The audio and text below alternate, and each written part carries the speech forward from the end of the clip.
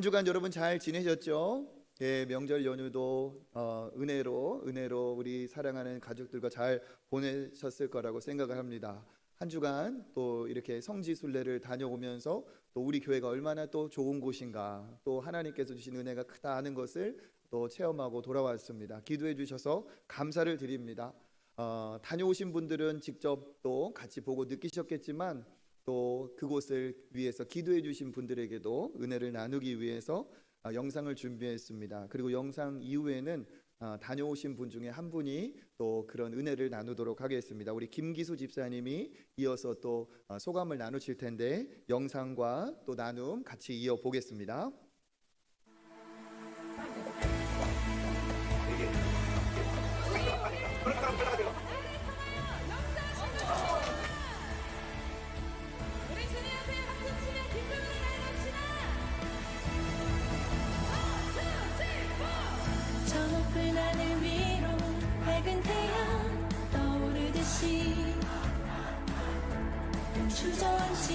그 다음에 데오스, 이게 데오스예요. 하나님. 그 다음에 디오스, 아들. 그리고 어떤 어려움에도 주의 길을 선택하리. 이 가운데로 걸으리. 주님을 크게 보는 믿음 가지고 세상에 나타내리라. 놀라운 주의 사랑을. 주의 꿈을 안고 일어나리라. 선한 능력으로 일어나리라. 이 땅의 부흥과 회복은 바로 나로부터 시작되리. 주의 꿈을 안고 일어나리라. 선한 능력으로 일어나리라. 이 땅의 부흥과 회복은 바로 나로부터 시작되리. 저녁된 하늘 위로 밝은 태양 떠오르듯이 난 주저앉지 않으리. 어떤 어려움에도 주의 길을 선택하리. 이 가운데로 걸으리. 주님을 크게 보는 믿음 가지고 세상에. 실제로 이 자리가 그 사도 바울 당시에 회당터 위에 세워진 교회예요. 그래서 이 자리에서 바로 사도 바울은 이 메시지를 전했을 것이다. 저는 여러분들의 이 울림이 성지순례했을 뿐만 아니라 초청교회에 돌아왔었을 때도 이 울림이 계속 유지되기를 소망합니다. 이 앞에 우리가 예배드리지 않은 가정들이 아니고 가정 예배가 살아나고 말씀과 은혜가 살아나는 주님의 가정이 되도록 인도하여 주셔서 무엇보다 감사합니다. 하나님께서 사랑하시는 이 딸을 특별한 뜻이 있어서 만나게 하신 줄 믿습니다. 아멘.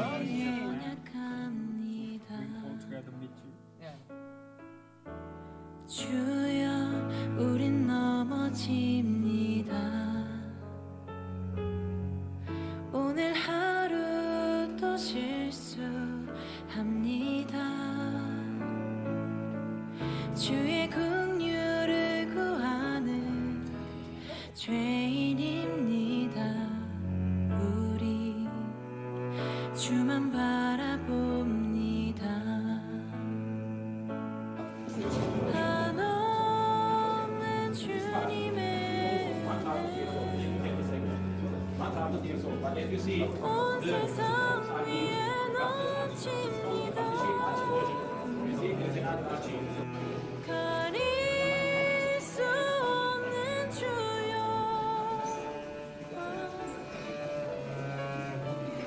온 땅 위에 충만합니다. 주님만이 길이오니. 많은 울림도 있었고 감동도 있었습니다. 이 마음을 계속 품고 나아가는 우리 초청교회가 되길 소망하고 기도하겠습니다. 감사합니다. 호남의 대들보 우리 대한민국 교회의 선한 영향력을 미칠 수 있는 하나님 보시기에 좋은 우리 초청교회가 되도록 또한 기도하겠습니다. 사도 바울의 그 발자취를 따라 많은 것을 느끼고 감동받았던 그런 시간들이었습니다. 초청교회에 돌아가서 더 교회를 섬기고 더 열심히 신앙생활을 할 수 있도록 노력하겠습니다. 너무도 재밌고 즐거웠습니다. 목사님을 비롯해서 여러 성도님들이 많이 도와주고 서로 격려하며 성령의 발자취를 무사히 다 완주하였습니다. 다음에 또 서비스를 가게 된다면 많은 성도님들 다 같이 갔으면 좋겠습니다. 평소 가고 싶었던 성지순례를 통해 소아시아 교회와 바울의 발자취를 따라 우리의 신앙생활을 다시 다짐하는 계기가 되어 너무 좋았습니다. 돌아가서 우리가 느꼈던 그 성지순례의 감동을 우리 성도들과 같이 나눌 수 있는 좋은 시간이 되었으면 좋겠습니다.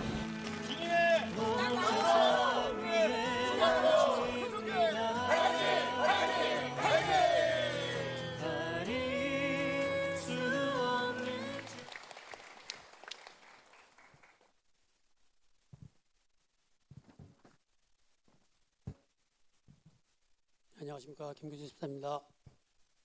성지 순례를 통해 그리스도와 튀르키예를 다녀왔습니다. 성경에 나오는 성서의 땅을 직접 밟아봤다는 것만으로 감동이 되는 여행이었습니다. 저는 이번 순례를 통해 2000년 전 바울이 밟았던 그 땅을 지금 내가 밟고 따라가면서 바울에게 임했던 그 하나님의 역사하심을 경험하고 싶었습니다. 출발 전 우연히 불렀던 찬양에 나의 손을 주의 손에 포개고 나의 발을 주의 발에 포개고, 이 가사가 비록 제가 가는 땅은 예수님께서 직접 사역하지 않으신 땅이지만 바울을 통해 함께 하셨을 거라 생각하며 저희의 손과 발을 주님의 손에 살포시 포개고 오고 싶은 마음이 들었습니다. 성지 순례를 준비하면서 이렇게 기도했습니다. 2000년 전 바울에게 임했던 그 하나님을 만나게 해주세요. 만나지 못하면 돌아오지 않을 각오로 여행을 임하게 해주세요. 그래서 하나님 앞에 진정한 인정받는 믿음이 되어달라고 기도했습니다. 빌립보 교회를 시작으로 현재 그리스 지역에 바울이 여행을 통해 세웠던 교회들과 터키 소아시아 교회 7개를 비롯한 여러 기념교회를 순례했습니다. 가는 곳곳마다 은혜롭고 순례지마다 은혜와 감동과 교훈이 있었습니다. 화려하고 웅장했던 고대 도시와 신전들 앞에 교회의 잔해와 흔적만 남아있지만 2000년 전 믿음을 지키기 위한 모습이 오늘 살아가는 우리에게 전해진 생명이 되신 예수 그리스도를 묵상하는 시간이 되었습니다. 그때 당시 모셨던 수많은 신들은 건물의 잔해와 함께 사라지고 지금 우리에게 이야기거리로 남아있지만 생명의 말씀은 지금까지 살아 우리에게 생명을 전하고 있었다는 것입니다. 왜일까요? 왜일까 생각을 해보면 진리이기 때문이라고 생각을 했습니다. 진리는 영원하다. 예수 그리스도가 생명이고 진리이기 때문에 오늘날 2000년이 지난 지금까지 우리에게 살아 전해졌고 앞으로도 영원히 전해질 것이라 생각했습니다. 그리고 그 진리이신 예수 그리스도를 바울의 열정이 있었기 때문에 우리가 듣고 또 구원을 받았다는 것입니다. 곳곳마다 바울의 흔적과 열정을 만날 수 있었습니다. 그리스 국민들은 바울을 가장 존경한다고 합니다. 바울 한 명 때문에 그리스도가 동방정교 기독교 국가가 되었다는 이유입니다. 바울이 처음 그리스 땅에 첫 발을 디딘 네아폴리에는 바울 방문교회를 세워 바울을 기억하고 있었습니다. 바울의 흔적은 바시디아 안디옥 교회에 강하게 나타났습니다. 조금 전 영상에서 보셨던 것 같이 바울이 유대인 회당에서 말씀을 전하던 그 자리에 세운 교회입니다. 마침 그날이 주일이라 그곳에서 예배를 드렸는데 2000년 전 바울이 임했던 그 말씀을 2000년이 지난 지금 그 자리에서 들으니 눈시울이 뜨거워졌습니다.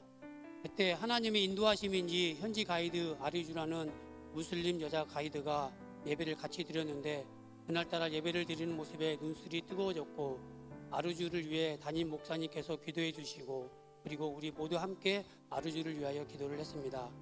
성지 순례를 통해 전해진 복음이 바울 한 사람으로 그리스가 복음의 국가가 되었듯 아르주 한 사람으로 인해 튀르키예 무슬림 국가가 그리스도를 영접하는 국가로 변화되기를 소망했습니다. 그리고 마지막에 대릉구유를 방문했습니다. 핍박을 피해 지하에 굴을 파서 숨어 살았던 곳입니다. 한 사람만 겨우 지날 수 있는 좁은 통로와 어떤 곳은 허리를 구부리고 무릎을 구부려야 지나야 하는 좁은 길도 있었습니다. 지하여서 햇빛은 당연히 없었지만 가축도 키우고 음식도 해먹었던 주방 시설도 있었습니다. 그리고 예배를 드리고 교육하는 예배당까지 있었습니다. 그 예배당에 함께 모여 기도하면서 핍박과 박해에도 신앙을 지킨 모습에 감동이 되었고 믿음이 참 대단하다 느꼈습니다. 또 한편으로는 그 지역을 무슬림이 지배했던 셀주크 투르크 시대나 오스만 제국 시절 그리고 그리스도가 공인받기 전 로마 시대에 오히려 믿음이 굳건하였고 평안히 신앙생활을 하던 시대는 오히려 믿음이 약하고 배교와 우상이 쉽게 들어왔던 역사를 보면서 현재 우리가 평안한 가운데 예수 그리스도를 믿으며 세상과 타협하며 현실에 안주하는 신앙생활이 아닌가 되돌아보며 회개하는 시간이 되었습니다. 믿음이 약해지고 신앙이 흔들릴 때 그들의 믿음을 기억하고 내 마음 안에 그 믿음이 살아 숨쉬기를 기도했습니다. 바쁘다는 핑계로 또 피곤하다는 핑계로 삶의 우선순위가 하나님이 아닌 세상이었다는 나의 신앙을 회개하고 하나님 앞에 신실하게 뜨겁게 살아가기를 다짐하게 되었습니다. 성도 여러분들께서도 꼭 한번 어디가 되었던 성서의 땅에 직접 가서 은혜를 경험해 보시기를 권해드리겠습니다. 감사합니다. 네, 감사합니다. 복된 은혜의 간증 감사를 드립니다. 우리 집사님 간증에도 얘기했듯이 현지인 그 나라 현지인 가이드가 한 자매가 이제 동행하고 있습니다. 동행을 했어요. 그러니까 한국인 가이드도 계시지만 그 나라 법으로 그렇게 현지인 가이드가 함께 하는 것이 이렇게 정해져 있다고 하더라고요. 근데 그 자매가 예배 드리는데 이제 종교가 그 사람은 무슬림이니까 99%가 무슬림, 거의 100%가 무슬림인 나라이기 때문에 그냥 우리 예배 드릴 때는 다른 곳으로 피해 있을 줄 알았는데 예배 드리는 우리 집사님, 권사님들 사이에 앉아서 예배를 드리는 거예요. 너무 신기했어요.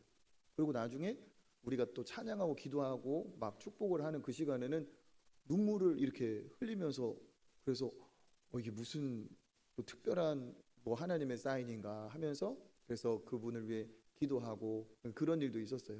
하나님이 또 일하시면 어떻게 일하실지 모르잖아요, 그죠? 그래서 우리 집사님 간증하신 대로 바울 한 사람으로 한 나라가 변화된 것처럼 또 우리의 만남을 통해서 또 하나님께서 새 일을 이루시겠구나 하는 그러한 마음의 감동도 있었습니다. 다음에 또 기회가 있을 텐데 또 잘 준비하시고 해서 감동이 되시는 분들은 또 그런 성지순례 여정에 함께하면 좋겠습니다. 안전하게 돌아올 수 있도록 기도해 주셔서 감사하고 또 응답하신 우리 하나님께 우리 감사의 박수 한번 다시 드리겠습니다. 우리 수험생 기도 카드가 나왔는데 우리 자녀들 축복하면서 한번 읽어보겠습니다. 우리 수험생들 이름이 먼저 있어요. 우리 이름, 우리 사랑하는 자녀들이 정말 하나님께서 기억하시는 복된 이름이 되어 귀한 결과를 얻을 수 있도록 우리 사랑하는 자녀들 축복하는 마음으로 우리 이름부터 한번 읽어보겠습니다. 고은성, 김무성, 김서연, 김우정, 김유찬, 김윤우, 김은수, 김지원, 김찬, 유현진, 박경덕, 박재희, 소영은, 송민서, 안효주에이, 우다정, 원정혁, 유가연, 이견훈, 이나경, 이재진, 이정현, 이소연, 이윤수, 이희성, 임준아, 장혜지, 전지인, 전지원, 정회찬, 조은영, 한상현, 황민서, 황찬우 하나님께서 인도해 주시기를 원합니다. 우리 뒷면에 기도 제목 같이 한번 읽겠습니다. 평안함과 담대함을 허락하소서. 시험 결과에 대한 불안을 내려놓고 모든 과정을 침착하게 준비하게 하소서. 우리를 선한 길로 인도하시는 하나님의 은혜를 경험하게 하소서. 지혜의 근원이신 주님만을 의지하며 겸손히 지혜를 구하게 하소서. 부모, 가족들에게도 위로와 지혜를 더하사 믿음으로 격려하게 하소서. 최상의 컨디션과 실력 발휘하게 하소서. 시험 당일의 건강을 지켜주시고 불면증과 스트레스로부터 보호해 주소서. 그동안의 노력이 헛되지 않도록 최고의 컨디션으로 실력을 발휘하게 하소서. 시험장으로 가고 오는 과정도 어려움 없이 순조롭게 인도하여 주소서. 실수하지 않게 하시고 포기하지 않고 끝까지 최선을 다하게 하소서. 이후의 삶을 붙들어 주소서. 세상에 순응하지 않는 신앙과 실력을 겸비한 믿음의 인재가 되게 하소서. 대학 캠퍼스를 복음화하고 세상을 주의 나라로 물들이는 자녀가 되게 하소서. 삶의 모든 순간이 하나님께 영광이 되는 복된 인생이 되게 하여 주옵소서. 예수님의 이름으로 기도합니다. 아멘. 응답하여 주실 줄 믿습니다. 또 우리 자녀들 꼭 내 아들, 딸 아니어도 같은 마음으로 기도해 주시기를 바라고, 그럴 때 또 하나님께서 은혜 주시고 우리 가정에도 복을 주실 줄 믿습니다. 오늘 말씀을 나눕니다. 오늘 말씀은 예수 그리스도의 얼마나 이 특별한 사랑과 은혜가 있는지를 다시 깨닫게 하는 대목입니다. 특별히 우리가 10월 온 이 땅이 아름다운 열매를 맺는 가을에 우리의 삶에도, 우리의 신앙에도 열매가 넘치기를 주님의 이름으로 축복합니다. 많은 종교가 있지만 기독교만이 참 진리 생명이 된 이유는 뭡니까? 다른 종교들은 네가 노력해라, 네가 하기에 달렸다, 죄인이지만 네 죄를 너의 노력으로 해결할 수 있다, 네가 그러한 신적인 위치에 도달할 수 있다 하면서 다 대가성이고 우리에게 구원의 책임을 다 넘기고 있어요. 그런데 우리는 알고 있습니다.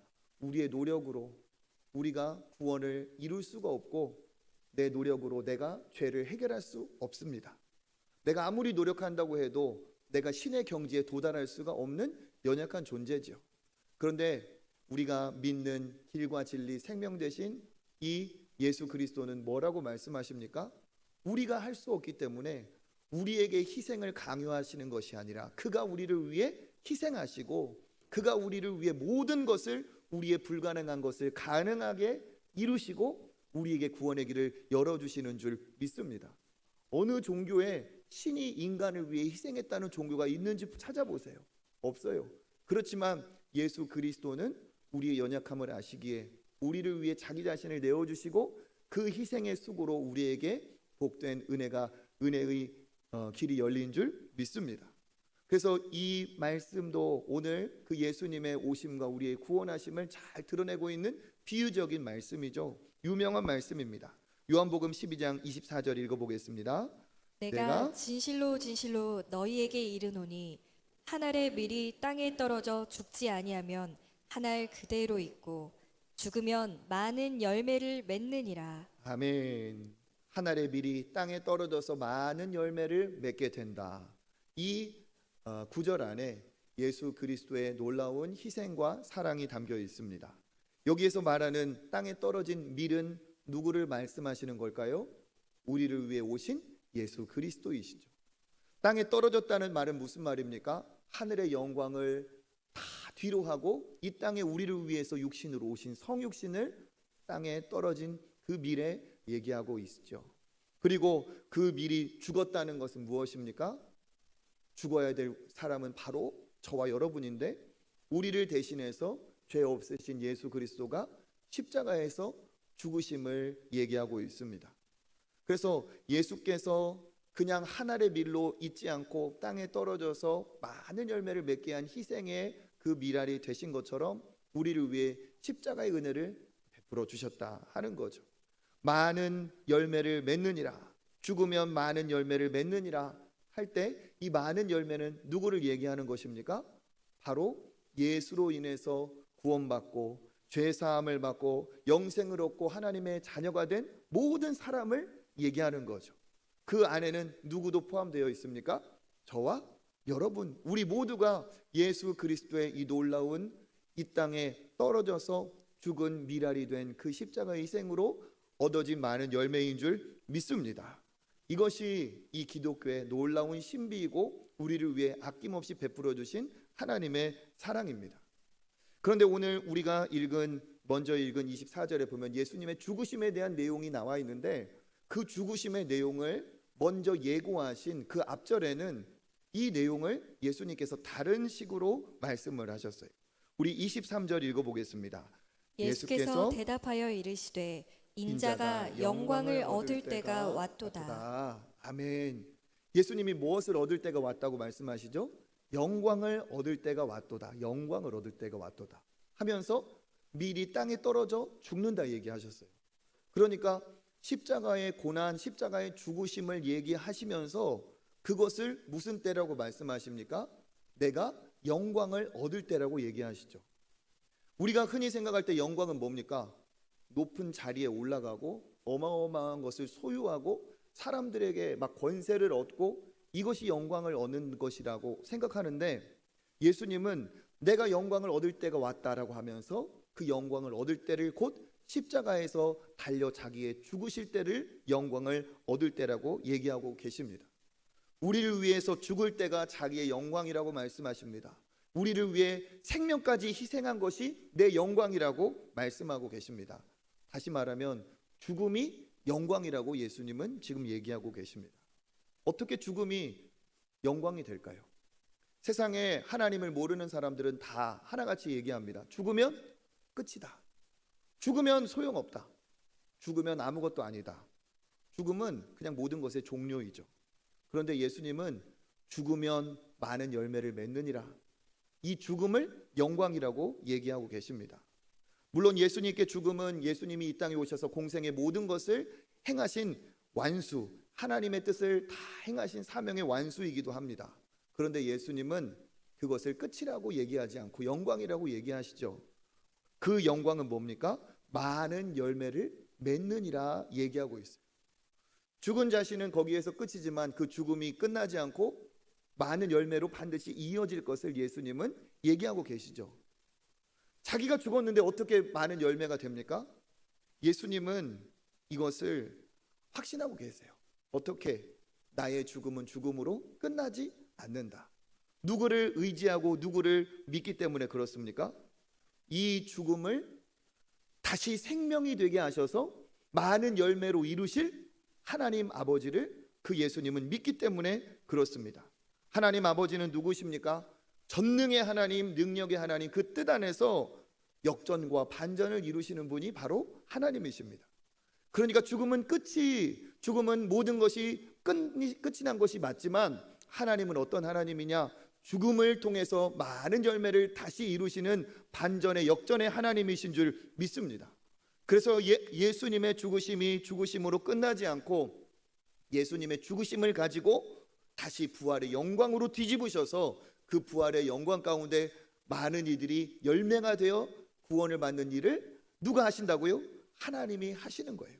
그러니까 십자가에 죽음이 있어야 부활이 있고, 예수님이 죽으셔야 모든 사람의 죄가 치러지고 그 안에서 생명을 얻기 때문에 예수님은 이것이 많은 열매를 얻는 것이다 하셨고, 이것을 이루실 하나님을 의지하고 믿음으로 선포하신 줄 믿습니다. 그래서 예수님이 십자가에서 죽으셨지만 죽음은 끝이 아니죠. 왜? 죽음도 바꾸실 하나님의 전능하신 손길이 있기 때문에 그런 줄 믿습니다. 이것이 우리의 믿음이죠. 우리의 믿음의 핵심도 바로 이것이에요. 살다 보면 우리의 인생도 죽을 것처럼 어려운 고난을 맞이합니다. 진짜 내가 죽겠구나 싶을 정도로 삶의 절벽을 맞이할 때가 있어요. 코너에 몰려서 사면이 막히고 뚫린 것은 하늘밖에 없을 그러한 위기를 만날 때도 있습니다. 내가 붙들고 살아온 것이 있는데 이것 정말 목숨처럼 붙들고 내가 이것 놓치면 죽을 것 같았는데 그것을 놓아야 될 그런 때도 반드시 있다는 거예요. 놓으면 죽을 것 같은데, 나를 도울 사람 아무도 없는 것 같은데, 이제 나는 끝이라고 말할 수 있는데, 그것이 절대 믿음의 사람에게는 끝이 아닌 줄 우리도 믿습니다. 죽으면 많은 열매를 맺느니라 한 것처럼 내가 주 안에서 내 모든 것을 주님께 맡긴다 하여도 그 죽음을 생명으로 부활로 바꾸신 하나님께서 우리의 삶도 여전히 주관하여 주실 줄 믿습니다. 믿음의 사람은 그래서 하나님 앞에 쥐고 살고 붙들고 살고 이게 아니라 그 붙든 것을 놓고 주님을 붙드는 사람이 진짜 믿음의 사람인 줄 믿습니다. 그때 하나님께서 세상의 욕망을 붙들고 소유를 붙들고 내 꿈과 목적을 붙들기보다 그것을 놓더라도 하나님 붙잡을 때 끝에서 새로운 시작을 이루시는 분이 하나님이신 줄 믿습니다. 하나님이 끝났다고 할 때까지 끝난 것이 아닙니다. 우리는 끝난 것처럼 보이지만 우리의 끝에서 시작하시는 분이 하나님이세요.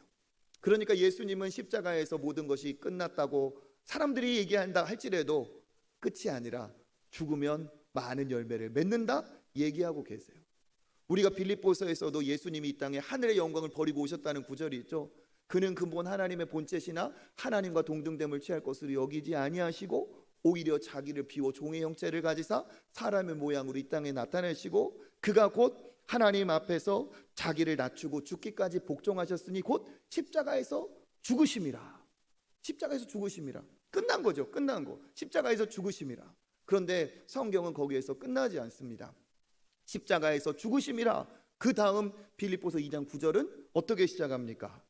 이러므로 하나님이 그를 지극히 높여 모든 이름 위에 뛰어난 뛰어난 이름을 주사. 아멘. 이 구절이 역전과 반전의 구절이에요.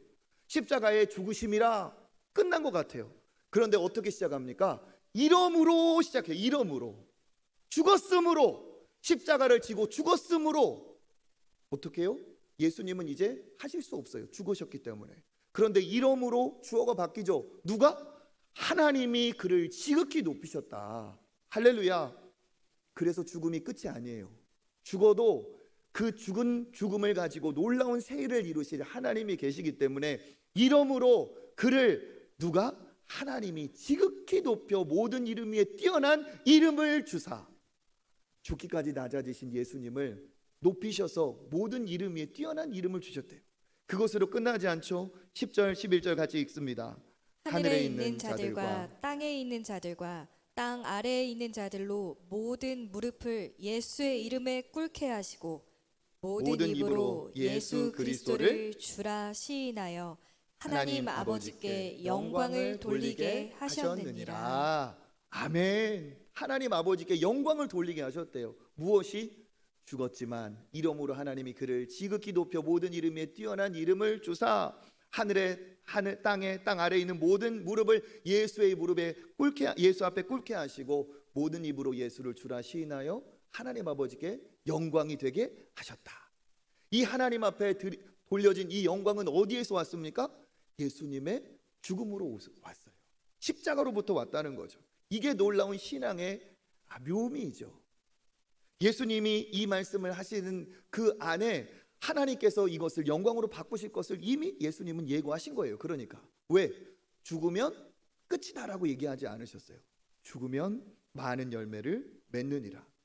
예수님은 죽음을 통해 많은 열매를 맺게 하실 하나님 아버지를 신뢰했고 하나님께서 주신 약속을 믿었고 그리고 나의 죽음이 반드시 많은 열매가 될 것을 기대하고 소망하셨습니다. 그렇기 때문에 왜 내가 죽습니까? 죽으면 끝이 아닙니까? 이렇게 얘기하지 않으시고 우리를 위해 십자가를 기꺼이 지신 줄 믿습니다.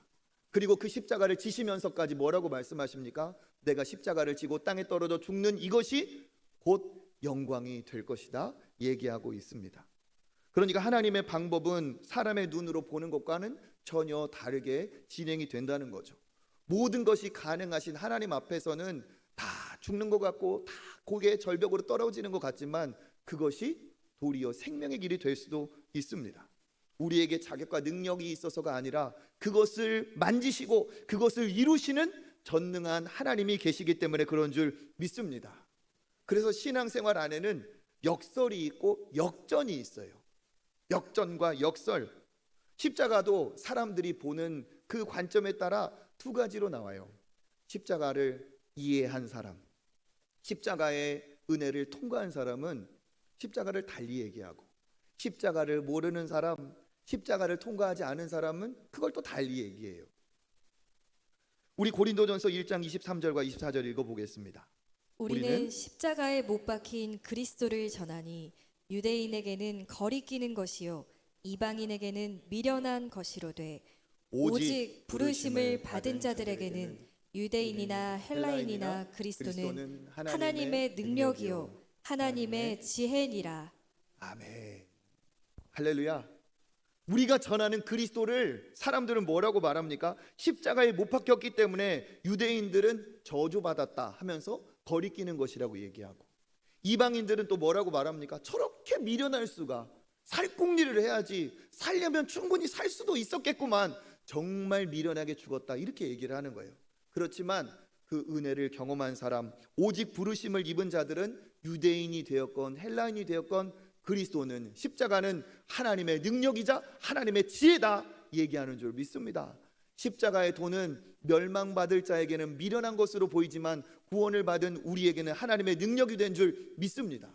그러니까 십자가를 보는 눈이 다를 수밖에 없어요. 십자가는 죽음이 전부다라고 생각하는 사람은 미련하게 어리석게, 어리석음의 극치로 볼지 모르겠지만, 하나님의 역전의 부활의 생명을 경험한 자에게는 십자가는 우리를 사랑하신 사랑의 극치이자 하나님의 능력이 드러난 놀라운 역전의 사건인 줄 믿습니다.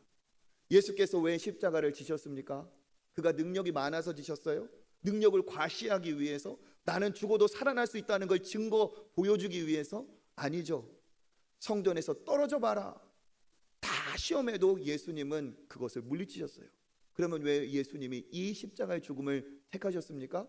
우리가 잘 아는 것처럼 요한복음 3장 16절에 하나님이 세상을 이처럼 사랑하사, 누구를 사랑하사? 나를 이처럼 사랑하사 독생자를 주셨으니 믿는 자는 멸망하지 않고 영생을 얻게 하려 하심이라. 그가 죽으신 것은 바로 우리를 사랑하시기 때문인 줄 믿습니다. 우리를 사랑하시기 때문에 십자가에서 죽으셨고, 그 사랑의 죽음을 하나님은 부활로 바꾸셨죠. 그래서 십자가는 무엇입니까? 어리석은 사람, 십자가를 모르는 사람은 십자가를 어리석다고 얘기하고 정말 어리석음의 극치라고 얘기합니다. 그렇지만 구원을 받은 우리는 무엇이라고 얘기합니까? 하나님의 능력의 극치이자 우리를 사랑하신 증거, 우리의 사랑의 극치라고 얘기하죠. 그래서 우리가 아직 죄인 되었을 때 그리스도께서 십자가에서 우리를 위해 죽으심으로 하나님께서 우리에 대한 자기의 사랑을 확증하셨느니라, 확실히 증거하셨느니라. 십자가 앞에서는 하나님이 나를 사랑하지 않는다 말할 수 있는 자가 하나도 없습니다. 왜? 우리를 위해서 십자가에서 죽기까지 매달려 우리의 생명이 되어주셨는데, 우리가 왜 하나님 나를 사랑하지 않습니다, 왜 하나님 왜 나를 사랑하지 않습니까? 할 수 있는 사람이 있을까요? 없다는 거예요. 이 십자가가 우리를 사랑한 증거인 줄 여러분 믿으시기를 축복합니다. 그러니까 신앙인은 누구냐? 예수 그리스도가 이 땅에 떨어져서 죽음으로 맺어진 열매입니다. 우리가 물건을 살 때 1,000원을 주고 사면 얼마짜리입니까? 1,000원 주고 사면 얼마짜리예요? 너무 어려운 질문이어가지고. 1,000원 주면 1,000원짜리죠. 그렇죠? 10만 원 줬다. 10만 원 주면 그거 얼마짜리예요? 10만 원짜리예요. 지불한 대가만큼 그 값어치가 매겨지는 거예요. 그런데 우리는 누구예요? 우리를 살리기 위해서 하나님이 치르신 대가는 누구입니까? 예수 그리스도이시고 그가 우리를 위해 생명을 내어주셨어요. 그러니까 우리가 예수님의 이 땅에 떨어져 죽음으로 많은 열매가 된 우리의 값어치는 어디에 있습니까? 예수님의 생명의 값어치가 우리의 값어치라는 거예요. 나는 누구야? 나는 찌질한 인간, 나는 어쩌다 태어난 인간, 그게 아니고 나는 예수께서 생명처럼 사랑하신 하나님의 자녀인 줄 믿습니다. 나는 그래서 100원짜리, 1,000원짜리, 만원짜리가 아니고 나는 예수님의 생명이 지불된 예수님의 생명 값어치, 생명짜리인 줄 믿습니다. 저만 그래요? 저만 그래요? 여기 계신 모든 분들 하나님께서 그렇게 생명처럼 사랑하시는 줄 믿습니다. 어쩐지 그냥 빛이 나더라. 네? 하나님이 사랑하시는 분들인 줄 믿습니다. 그것이 예수께서 십자가에 죽으셔서 우리를 살리신 이유예요. 그러면 하나님께서 우리를 열매 맺게 하셨으니까, 우리가 생명 얻었으니까 이제 나를 위해서 살기만 하면 되겠다, 이게 맞을까요? 이게 끝이 아니라는 거예요. 우리를 살리시고 우리를 열매로 만드신 하나님의 뜻이 분명히 있습니다. 우리를 구원하신, 우리를 생명으로 열매 맺게 하신 하나님의 뜻이 각자에게 모두 있어요. 우리 그 다음 절 25절을 읽어볼까요? 자기의 생명을 사랑하는 자는 잃어버릴 것이요, 이 세상에서 자기의 생명을 미워하는 자는 영생하도록 보전하리라. 아멘. 예수께서 미랄이 많은 열매를 맺을 것이다 한 다음에 이 말씀을 하셨어요. 자기의 생명을 사랑하는 자는 잃어버릴 것이고 자기의 생명을 이 세상에서 미워하면 영생을 얻을 것이다. 곧 예수께서 어떻게 하셨습니까? 우리를 위해 자기 생명을 미워하셨잖아요. 그렇죠? 그래서 이 땅에 오시고 십자가에 죽으셨어요. 그것으로 우리에게 영생의 출발이 되게 하셨습니다. 그렇다면 하나님은 많은 열매가 된 우리도 그렇게 살아가기를 원하셔서 너희도 생명을 미워하라 지금 이 얘기를 하신 거겠죠. 이걸 쉽게 이해하고자 하면 이렇게 생각을 해보면 됩니다. 나무에서, 밤나무에서, 감나무에서 감이 주렁주렁 열렸어요. 열매가 열렸어요. 이 나무의 목적은 그 열매를 맺는 것이었습니다. 그러면 열매를 맺었기 때문에 이 열매는 맺은 것으로 끝입니까? 나무가 많은 열매를 맺는 이유는 뭐죠? 많은 열매는 곧 많은 씨앗이 되어야 되기 때문에 그렇죠. 열매는 그것으로 멈추고 가만히 있어서는 안 되고 한 알 그대로 있어서는 안 되고 그것이 또 다른 열매를 맺는 씨앗이 되어야 될 줄 믿습니다. 그러니까 예수께서 그렇게 홀로 영생의 주인으로 계신 것이 아니라 우리에게 영생을 나누시기 위해 이 땅에 오셔서 또 다른 우리를 위한 씨앗이 되어 우리가 많은 열매가 된 것처럼 우리 역시도 예수 그리스도의 놀라운 사랑 안에서 그 희생 안에서 그 생명으로 우리가 구원받아 영원한 생명을 얻었다면 하나님은 또다시 우리를 통해 하나님께서 그 일을 이루시기를 원하시는 줄 믿습니다. 그러니까 자기 생명을 미워하라는 의미는 무엇일까요? 너 열매로 그냥 있어서는 안 된다. 쉽게 말하면 너 영생을 얻었다면 너만을 위해 이기적으로 자기중심적으로만 살면 안 된다. 열매라면 열매를 부풀리는 것으로만 목적을 두어서는 안 된다. 열매라면 예수께서 행하신 것처럼 너 자신을 다른 이들을 위해서 기꺼이 내어줄 수 있는 밑거름이 될 수 있는 또 다른 씨앗이 될 수 있는 사람이 되어야 된다. 그로 인해 어떻게 해야 된다는 거죠? 너로 인해 또 다른 많은 열매가 일어나기를 예수님은 원하시는 줄 믿습니다. 그러니까 내가 너희를 위해 많은 열매를 맺기 위해 이 땅에 떨어진 것처럼 너희 역시도 또 다른 열매를 맺기 위해 그렇게 너희 생명조차 미워하는 사람이 되기를 원한다. 다시 말하면 우리를 구원하신 이유는 우리를 통해 또 다른 일을 구원하시고자 하는 하나님의 뜻이 있는 줄 믿습니다. 하나님께서 기뻐하시고 원하시는 게 뭘까요? 돈 많이 버는 것, 높은 자리에 올라가는 것 아니고 하나님은, 예수님은 생명에 관심이 있어요. 열매에 관심이 있어요. 나를 통해 또 다른 열매가 많이 일어나기를 원하시는 하나님이신 줄 믿습니다. 그것이 예수님이 이 땅에 오신 목적이고 이 땅에서 죽으신 목적이고 우리를 열매 삼으신 목적인 줄 믿습니다. 그래서 신앙인에게는 두 가지 정체성이 있어야 됩니다. 첫 번째는 뭐냐? 내가 예수님의 그 사랑을 받은 자다. 나는 하나님이 어마어마하게 사랑하는 사람이다. 어느 정도로 예수님의 생명을 주시기까지 나는 하나님의 사랑을 받은 자다. 나는 존귀한 자다. 나는 하나님의 큰 보배로운 자다. 이것이 우리의 정체성인 줄 믿습니다. 이것을 여러분 누리시고 이 사랑 안에서 감격하시기를 축복합니다. 하나님의 이 큰 사랑을 맛봐야 우리의 부족함과 연약함, 우리의 쓴뿌리, 우리의 내적인 상처들이 그 하나님의 사랑 안에서 치유되게 되어 있어요. 하나님의 사랑 안에 거하면 감격이 오고 그 하나님의 사랑이 우리를 충만하게 채우시고 우리를 회복시키시고 우리를 새 사람으로 온전하게 이루시는 줄 믿습니다. 그 사랑이 우리를 향한 사랑이라는 거죠. 나는 누구냐? 하나님의 사랑을 받은 자다. 그런데 이것이 우리의 정체성의 전부가 아니라는 거죠. 하나님의 사랑을 받아 그가 죽으신 하나님의 사랑을 받아 내가 열매가 되었다면 나는 또 무엇이 되어야 됩니까? 또 다른 씨앗이 되어서 예수님이 기꺼이 땅에 떨어져서 우리를 위해 열매를 거두기 위한 십자가를 짊어지셨다면 우리 역시도 다른 누군가를 열매 맺게 하기 위해서 떨어져야 된다. 누군가의 밑거름이 되어야 된다. 나로 인해 누군가가 열매가 되어야 된다. 그러면 나는 어떻게 되나? 내가 죽으라는 말인데 내가 자존심을 구기라는 말인데, 내가 내 것을 베풀고 나누고 나는 소진대라는 말인데, 나는 어떻게 하나? 어떻게 합니까? 예수님이 어떻게 하셨어요? 그런 거 계산하지 않으셨어요. 자기 생명까지 주셨어요. 누구를 믿기 때문에 이렇게 해도 그것을 역전시키고 반전시킬 누가 계시기 때문에, 하나님이 계시기 때문에 그렇게 하실 수 있었죠. 우리도 마찬가지입니다. 하나님이 우리에게 아버지가 되시고 공급자가 되시고 보호자가 되신다면, 우리가 내 것 챙기면서 나만을 위해 살 사람이 아니라 도리어 주님이 공급하심을 믿고, 주님이 회복하여 주심을 믿고, 주님이 죽은 자도 살리신 주님이 나에게도 놀라운 은혜를 주실 것을 믿고, 예수님처럼 누군가의 열매를 만들기 위해서 그렇게 살아가라고 하시는 거죠. 이것을 경험할 때 어마어마한 믿음의 기쁨과 축복이 있어요.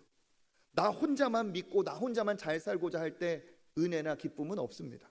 그런데 내가 하나님이 주신 것으로, 하나님이 베풀어 주신 것으로 누군가를 위해 섬기고 나누고 계산하지 않고 살아봤는데, 진짜 하나님이 나를 통해 새로운 일을 이루시는구나, 진짜 하나님이 내 공급자가 되어 주시는구나, 이거를 경험할 때 그 기쁨은 이루 말할 수가 없습니다.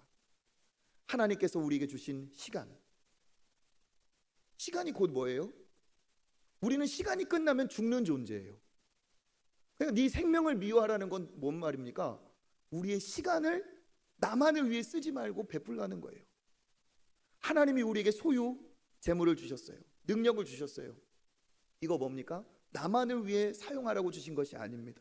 이것이 통로가 되어서 이것이 누군가를 열매 맺게 하는 것이 될 때 하나님은 우리를 통해 기뻐하여 주실 줄 믿습니다. 참 생명, 그래서 신자는 하나님의 생명을 받은 자임과 동시에 그 생명을 어떻게 해요? 나누는 자가 되는 것이죠. 그러니까 신자는 영광에 대한 도식이 다른 거예요. 세상에 하나님을 모르는 사람은 영광이 뭡니까? 올라가는 게 영광이에요. 내가 내 것을 조금이라도 더 많이 갖는 것이 영광이에요. 그런데 이 하나님의 공급하심과 채워주심, 죽음도 부활로 이끌어주시는 이 하나님의 역사를 경험한 사람은 다르죠. 내가 주님을 위해 당하는 고난이 영광이다. 내가 다른 사람을 살리는 것이 영광이다. 내 것을 나누고 베푸는 것이 영광이다. 나로 인해 생명이 살아난다면, 예수 그리스도를 알고 영생을 얻는다면 그것이 영광이다. 설령 그것이 고난으로 보일지라도 그것이 내게 반드시 영광이 될 것이다. 고난과 영광은 서로 맞닿아 있다. 고난의 영광이 비례한다. 지금 당하는 고난은 장차 받을 영광과는 비교할 수도 없다. 로마서 8장 17절과 18절 읽어보겠습니다. 자녀이면 또한 상속자 곧 하나님의 상속자요 그리스도와 함께한 상속자니, 우리가 그와 함께 영광을 받기 위하여 고난도 함께 받아야 할 것이니라. 생각하건대 현재의 고난은 장차 우리에게 나타날 영광과 비교할 수 없도다. 아멘. 우리 17절에 말하고 있습니까? 너희가 하나님의 자녀로서 상속자면 너희가 상속을 받게 될 것이다. 그런데 예수 그리스도 어떻게 그 영광을 상속받았느냐? 죽음, 십자가를 통해 상속받은 것처럼 너희도 예수 안에 택함받은 상속자라면 하나님이 원하시는 그 일을 위하여 예수님처럼 살다가 고난을 당할 수도 있다. 그런데 그 고난이 영광이 된다. 영광과 함께 고난도 상속을 받을 것이다. 그런데 우리에게 놀라운 격려가 되고 우리가 이게 힘이 되는 말씀이죠. 그 다음 절이 뭡니까? 현재의 고난은 장차 우리가 받을 영광과는 비교도 할 수가 없다. 그러니까 고난의 영광이 비례한다고 말할 수도 있지만 이건 상대가 되지 않는다는 거예요. 주님을 위해서 우리가 받는 고난은, 생명을 얻기 위해서, 더 많은 열매를 얻기 위해서 내가 하는 고난은 장차 내가 받을 영광에는 이루 말할 수 없이 큰 영광이 기다리고 있다는 사실이죠. 그러니까 참 신자는 예수님의 사랑을 받은 자라는 정체성과 함께 예수님을 따라 예수님처럼 그렇게 나누고 베푸는 자입니다. 그래서 오늘 그 말씀이 우리 오늘 본문의 26절에 있습니다. 읽어보겠습니다. 사람이 나를 섬기려면 나를 따르라. 나 있는 곳에 나를 섬기는 자도 거기 있으리니, 사람이 나를 섬기면 내 아버지께서 그를 귀히 여기시리라. 아멘. 나를 섬기면 아버지께서 그를 귀히 여긴다. 근데 나를 섬기는 게 뭐라는 거죠? 나를 따르라는 거예요. 나를 따르라는 게 무엇입니까? 하늘의 밀로 그대로 있지 않고 땅에 떨어져서 많은 열매를 맺었다. 내 생명을 미워함으로 영생을 보존하였다. 그러니까 너희도 나를 섬긴다면 나를 따르라. 나를 따르라. 무슨 말이에요? 열매로 그대로 남아 있어서는 안 된다. 너희들이 나의 희생으로 생명 받은 그 사랑으로 영생을 얻었다면 너희는 그 열매 하나로 절대 남아 있어서는 안 된다. 그 열매가 또 무엇이 돼요?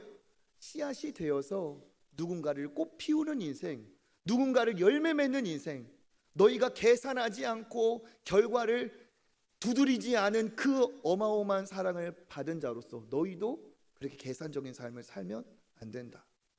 너희도 예수님처럼 나누고 베풀며 생명까지 주시기까지 너희를 사랑한 예수님을 따라 그를 본받으라는 거죠. 그때 어떤 일이 벌어집니까? 나로 인해 누군가가 꽃이 피고 누군가가 열매가 되고 죽은 것 같고 죽음을 선택한 나의 절망적인 상황이 도리어 하나님 안에서 역전이 되고 그것이 하나님의 큰 영광이 되고 하나님의 상급이 되고 보상이 되는 줄 믿습니다.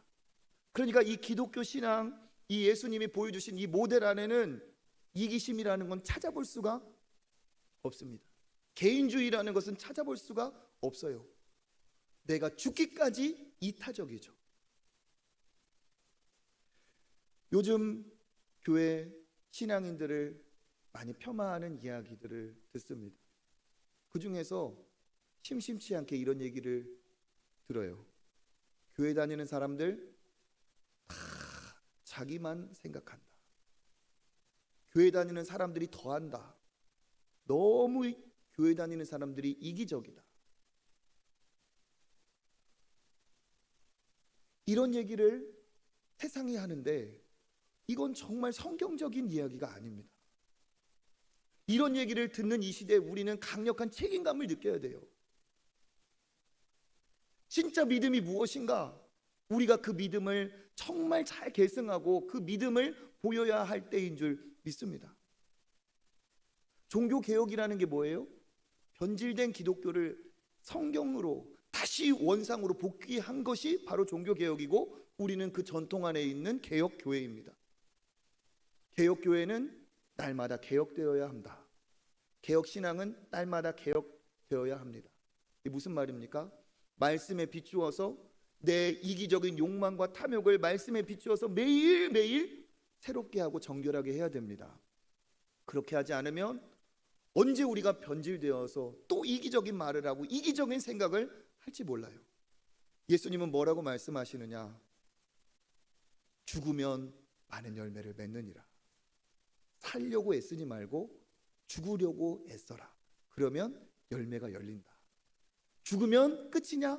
절대 아니다. 하나님이 너를 이러므로 하나님이 그를 지극히 높이신 것처럼 너를 높이시는 날이 있다.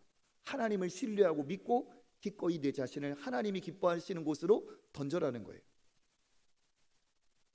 그러니까 믿음의 사람은 열매 맺는 사람. 우리 한번 생각해 보겠습니다. 여러분 개인의 삶을 지금까지 살아온 삶을 한번 돌아보세요. 나는 지금까지 살아오면서 어떠한 누군가를 꽃 피우게 한 적이 있는가? 나만 활짝 꽃 피우려고 한 게 아니라 나로 인해서 다른 누군가를 꽃 피우게 한 적이 내게 있는가? 한번 생각해 보세요. 나는 내가 원하는 나의 열매를 맺기 위해서만 노력했는가? 아니면 하나님 앞에서 당당하게 하나님 저는 어떤 사람을 열매 맺게 하는데 저는 희생했습니다. 헌신했습니다. 그를 위해 나를 맡겼습니다. 나로 인해 일어난 열매가 바로 그 사람입니다. 이것입니다. 하나님 앞에 무엇을 말할 수 있을까요? 언젠가 하나님 앞에 서는 날 영광은 내가 큰 열매가 되었습니다. 내가 이만큼 내가 벌어놨습니다. 이것도 해봤습니다. 그것도 먹어봤습니다. 얼마만큼 모았습니다. 이게 아니라 하나님 앞에 섰을 때 영광은 하나님 주님이 주신 그 은혜를 쪼개고 나누고 베풀어서 나로 인해 누구는 꽃이 피었고 나로 인해 누구는 열매가 되었습니다. 그가 바로 나의 열매입니다. 예수께서 나를 열매 삼게 하신 것처럼 나도 그가 열매가 되게 했습니다. 이렇게 말하는 것이 하나님 앞에 영광이라는 거예요. 성경 구절이 이렇게 노란 글씨로 이렇게 있는데 오늘은 이렇게 노란 꽃이 펴가지고 참 깔맞춤이 잘 돼 있네요. 그죠? 이 꽃 예쁘잖아요. 그죠? 이 노란 꽃이 그냥 어쩌다 우연히 이렇게 폈을까요? 우연은 없습니다. 저절로 되는 것 없어요. 열매가 저절로 열릴 수가 없어요. 누군가의 죽음이 있었기 때문에 열매가 됐어요. 우리도 누군가의 죽음의 열매죠. 그렇죠? 우리를 위해 희생하신 분들의 열매죠. 그렇다면 하나님은 우리도 그렇게 살아가기를 원하십니다. 이번에 성지순례를 다녀오면서 장거리 버스를 많이 탔어요. 튀르키예 땅만 해도 우리나라 국토의 8배입니다. 그러니까 우리나라에서는 한 5시간 차 타면 못 갈 데가 없어요. 근데 거기서는 좀 멀다 싶으면 이제 10시간은 달리더라고. 2시간, 3시간은 뭐 탄 것 같지도 않아 그냥. 그런데 그 거리를 버스 안에서 있으니까 쉽지 않았어요. 그런데 우리가 더 생각하면 생각할수록 놀라운 것은 무엇이냐? 우리가 간 그 길을 2000년 전에 걸어 다니면서 때로는 넘어지기도 하고 쓰러지기도 하고 봉변을 당하기도 하고 물에 빠지기도 하면서 그 길을 걸어 복음을 전한 미랄과 같은 사람이 있었다는 거예요. 그게 바로 누굽니까? 인류 역사에 제일 예수님을 닮은 사람이라고 하는 사도 바울이에요. 그가 걸었던 길을 이런 적도 있었어요. 그가 걸은 그 길이 비포장도로고 그 옆에는 잘 닦여진 차도고 그 길을 달리는 거예요. 이렇게 조금만 눈짓을 하니까 바울이 걸어갔던 그 길이 그 곁에 있고 우리는 그 길을 버스를 타고 달려요. 그런데 그 길이 그리 가깝지 않은 거죠. 그 한 사람 어떻게 그렇게 살았을까요? 누구의 사랑을 받았기 때문에? 하나님의 사랑. 자기에게 생명 주신 예수님의 사랑. 그러니까 그들은 그 예수님은 이 바울은 그 있는 이방인들을 무엇으로 사랑한 겁니까? 자기 안에 있는 사랑으로 사랑하지 않고 예수님의 사랑으로 그들을 사랑한 거예요. 예수님처럼 사랑한 거예요. 그랬더니 빌립보 성이 열리며 전 유럽의 복음화가 되는 일이 그 한 사람의 미랄로 일어났습니다. 우리도 어떻게 복음을 받았습니까? 그 은혜의 계보 안에 선교사도 나오고 우리에게까지 그 복음이 전해진 줄 믿습니다. 다 어떻게 되었어요? 죽어 썩어진 미랄이 있었기 때문에 예수님 그분을 모델로 삼아 그렇게 살나 그렇게 죽은 분들이 있기 때문에 오늘 우리도 열매가 된 줄 믿습니다. 이번 명절을 보내면서 많이 고생하고 희생하신 분들 계실 거예요. 특별히 안 믿는 가정에서 신앙생활을 고되게 하시는 분은 명절에 더 큰 무거운 짐을 짊어지셨을 겁니다. 그런데 하나님께서 그것을 기억하시고 그 가정에 머지않은 때 복음의 문이 활짝 열리게 하여 주실 줄 믿습니다. 내가 그대로 남아있으면 아무 일도 일어나지 않지만 내가 믿는 사람이기 때문에 안 믿는 곳에 시집와서 그곳에 장가들어서 내가 믿음으로 살아보려고 섬기고 나누고 베풀고 나는 그냥 자존심도 없는 사람처럼 그렇게 살았더니 그곳에서 하나님의 역사가 일어나고 그리스도의 사랑으로 변화되는 일이 일어날 줄 믿습니다. 여러분, 우리가 세상에 비치고 세상의 소금이고 세상을 바꿔야 될 사람이에요. 그런데 무엇으로 바꾸겠습니까? 어떤 사람은 생각합니다. 힘이 세면 세상을 바꿀 수 있겠지. 돈을 많이 벌면 내가 믿는 사람으로 돈을 많이 벌면 세상을 바꿀 수 있겠지. 내가 믿는 사람으로 세상 꼭대기까지 높아지면 세상을 바꿀 수 있겠지. 그럴까요? 절대 아니에요. 그런 선교의 시대는 오래가지 못했고 변질이 되어버렸어요. 왜 그런 줄 압니까? 힘으로 바꾸려고 했더니 사람들은 힘을 주목해요. 내가 가진 돈으로 세상을 바꿔보려고 했더니 사람들은 내가 가진 돈을 주목해요. 내가 권세로 바꿔보려고 했더니 내가 가진 권세를 주목해요. 예수 그리스도를 주목하지 않아요. 오히려 가졌음에도 내가 소유했음에도 누릴 수 있음에도 불구하고 그걸 다 없는 사람처럼 쪼개서 나누고 베풀고 그를 위해 죽은 사람처럼 살 때 하나님은 그를 통해 예수 그리스도를 보여주십니다. 세상은 돈이 아니라 권세가 아니라 힘이 아니라 그렇게 살아가는 사람을 통해 예수님을 봅니다. 그 사람을 통해 예수님의 향기가 드러나요. 그러니까 믿음의 사람은 어떻게 해야 됩니까? 내가 죽어야 돼요. 내가 죽기까지 하나님을 모르는 사람들을 사랑해야 돼요. 내가 죽을 때 우리 가정이 살 줄 믿습니다. 남편이 죽어야 아내가 살아요. 아내가 죽어야 남편이 살아요. 신자가 죽어야 불신자가 살아요. 내가 죽어야 나에게 부활의 영광이 있어요. 할렐루야. 이 얘기를 할 때 그래, 내 아내는 좀 죽어야 돼. 그래, 내 남편은 조금 꺾여야 돼. 이런 생각하시는 분은 죽어야 될 사람이에요. 그 사람이 지금 자아가 살아있다는 거예요. 근데 그런 얘기 할 때 맞습니다, 주님. 제가 더 죽어야 되는데 제가 살았습니다. 그 사람은 지금 가능성이 아주 많은 사람, 좋은 사람이에요. 여러분, 남 죽으라고 할 것이 아니라 예수님이 너 죽어라 하지 않고 내가 죽겠다 했어요. 그죠? 우리가 그리스도인이라면 내가 먼저 죽겠다 하는 사람이 이게 진짜 믿음의 사람인 줄 믿습니다. 죽어도 돼요. 왜? 예수님 기꺼이 죽었어요. 왜? 하나님이 살리실 것을 믿었기 때문에. 그런 은혜가 우리에게 있을 줄 믿습니다. 그러니까 신앙 안에서 성숙한 사람, 신앙 안에서 예수 닮은 사람은 누굽니까? 목소리 큰 사람, 주장이 센 사람, 굽히지 않는 사람, 고집 센 사람, 이런 사람이 예수님 닮은 사람이고 성숙한 사람입니까? 반대라는 거죠. 내 자아가 죽고 내 목소리를 낮추고 내 이름을 감추고 오히려 내가 조연이 됨으로 누가 주연이 되게끔 하는 그런 사람들이 진짜 예수 닮은 사람이죠. 근데 그렇게 사는 사람은 하나님이 하나님의 때 멋지게 빛을 밝혀주시는, 멋지게 들어쓰시는 때가 와요. 이게 진짜 멋있는 거죠. 내가 높아지려고 해서 높아지는 게 아니라 나는 낮아지고 낮아졌는데 하나님이 그를 높여주실 때 얼마나 영광스럽고 통쾌합니까? 하나님은 우리에게 이러한 삶을 원하시는 줄 믿습니다. 여러분, 자격이 없는 나를 위해 예수께서 죽으셨습니다. 자격이 있어서 구원받은 사람 한 명도 없어요. 자격 있다고 착각하지 맙시다. 자격 없습니다. 자격 없어. 나는 빛나야 될 사람이 아니고 오히려 정말 낮아져야 될 사람이고 다른 이를 비추는 엑스트라가 되어야 될 사람입니다. 좋은 교회, 좋은 성경적인 신앙적인 교회는 어떤 사람들이 많아야 좋은 교회일까요? 내가 살아야지. 내 이름을 더 드러내야지. 내가 더 사람들에게 주목받아야지. 이런 사람이 많은 곳이 좋은 교회일까요? 아름다운 성경적인 교회일까요? 반대죠. 오히려 다른 사람을 살리고자 하는 공동체, 다른 사람을 더 높여주는 공동체, 그렇게 내가 아닌 남을 살리려 하는 공동체가 아름다운 성경적인 교회인 줄 믿습니다. 이때 세상은 우리를 보고 진짜 저기 예수 믿는 사람들이 많나 보다, 진짜 나도 예수를 한번 믿어보고 싶다 하는 일이 벌어질 겁니다.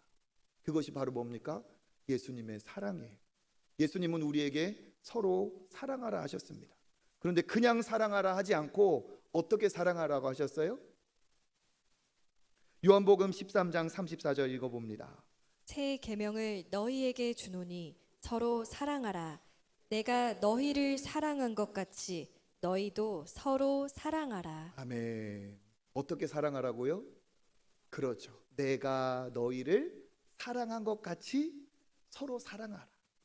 인간적인 수준의 사랑으로 감정적인 사랑 수준이 아니라 예수님이 내가 자격이 없고 사랑받지 못할 그런 추한 죄인임에도 불구하고 사랑한 것처럼 너도 서로 사랑하라. 이 사랑으로 사랑할 때 사랑하지 못할 사람이 없어요. 이 사랑으로 사랑받으면 그는 온전해지고 그 사랑을 행할 수 있는 또 다른 열매가 되고 씨앗이 될 줄 믿습니다. 여러분, 이 가을에 여러분의 가정의 삶에 아름다운 열매가 맺히시기를 축복합니다. 그런데 열매에만 관심이 있지 말고 내가 씨앗이 되어 다른 일을 열매 맺게 하는 이것에도 우리가 관심을 두기를 원합니다. 복음으로, 예수 생명으로 한 사람이라도 우리가 살려봅시다. 그것이 주님께 드릴 열매인 줄 믿습니다.